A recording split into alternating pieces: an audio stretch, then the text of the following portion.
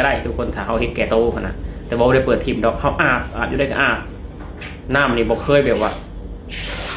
น้ำนี่บอกเคยน้ำประปานี่บอกเคยว่ายุดมาบ่มีดอกน้ำประปาบอกมา2-3 มือบอกมาบ่มีเนาะบ่มีสนับสนุนโดย Toyota Bus ทุกบริการกด1268โชว์รูมคุณภาพมาตรฐานบริการคือหมู่ข่อยเนาะรุ่นหมู่กันนี่แหละเรียนนำกันตั้งแต่ข่าวอยู่มัธยมม.1 ม.2 เนาะซึ่งเขาบ่ได้เคยมาประเทศไทยจักเทื่อเขาก็อาจจะเป็นพนักงานเนาะทุกคนพนักงานเป็นทหารตำรวจเขาบ่เคยมาประเทศไทยจักเทื่อมื้อนี้ก็ได้เว้าร่วมกันเนาะเว้าร่วมกันเรื่องหันเรื่องนี้เรื่องการเป็นอยู่เรื่องหาเงินหาทองเป็นอย่างไรทำสุกดิบกันเนาะเพราะว่าหมู่กันแต่ข้าวเขาเฮียนเนาะใหญ่มากกะออกจากโรงเรียนแล้วแกแม่นบ่เห็นหน้ากันเลยนะหมู่ก็เป็นพนักงานรัฐส่วนข่อยก็ขาแม่นเอาของมาเฮ็ดงานประเทศไทย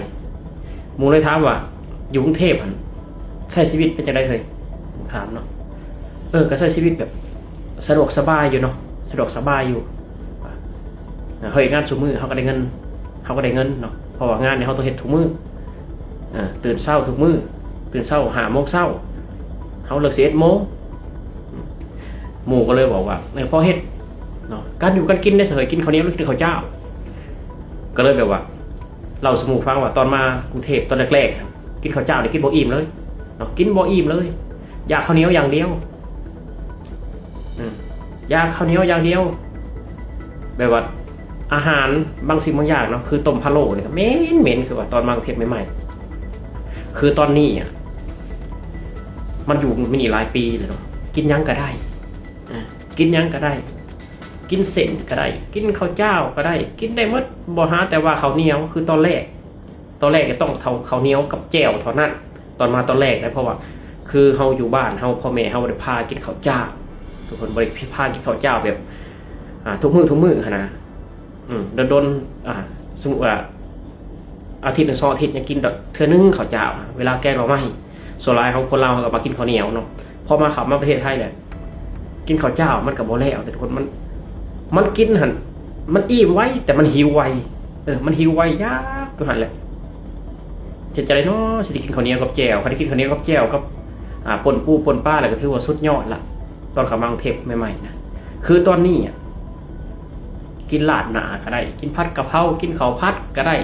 กินยำวุ้นเส้นก็แล้วหมดบ่ได้หาแต่ว่าข้าวเหนียวเว้าสู่หมู่ฟังเว้าสู่ฟังเขามากรุงเทพตอนแรกๆแล้วเพิ่นถามอีกว่าน้ำอยู่น้ำกินเด้น้ำกินก็หยอดเหรียญเอาในตู้หยอดเหรียญเอาในตู้บาท1ต่อลิตรครึ่งเนาะบาท1ต่อลิตรครึ่ง 1.5 ลิตรนั่นแหละบาท1น้ำประปาได้ไฟได้แพงบ่หมู่ถามคือค่าไฟนี่ของข่อยมันเป็นอพาร์ตเมนต์เนาะบ่ฮู้เขาคิดเท่าใดคิดแพงกว่าไฟบ้าน1 บาทเนาะสมมุติว่าไฟบ้านนี่6 บาทแต่ไ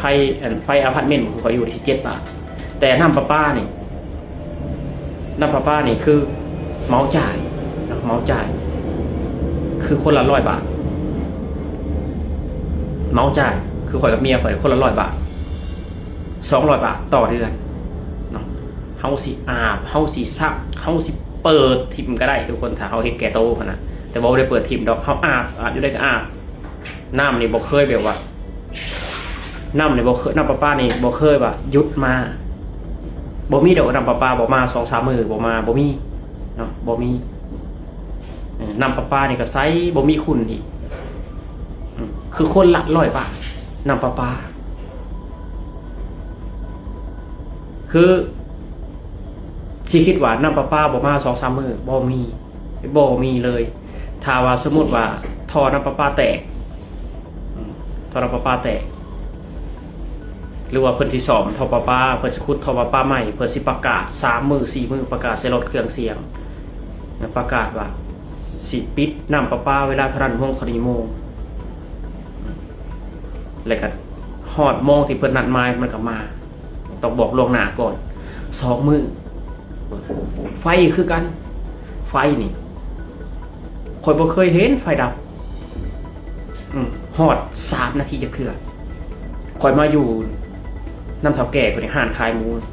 11 ปีเลยเนาะข่อยบ่เคยเห็นไฟดับฮอด3 นาทีจะเทื่อ